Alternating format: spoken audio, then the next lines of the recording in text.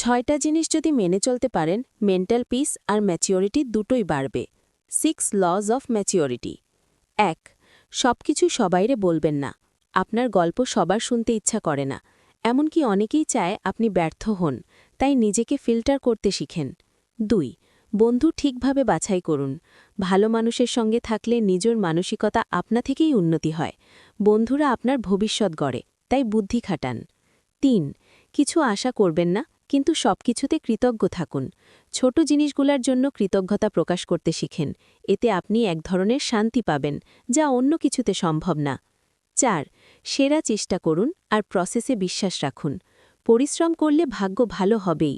যে কাজ করছেন সেটা মন দিয়ে করেন, ফল আসবেই। 5. নিজেকে কন্ট্রোল করুন, অন্যকে নয়।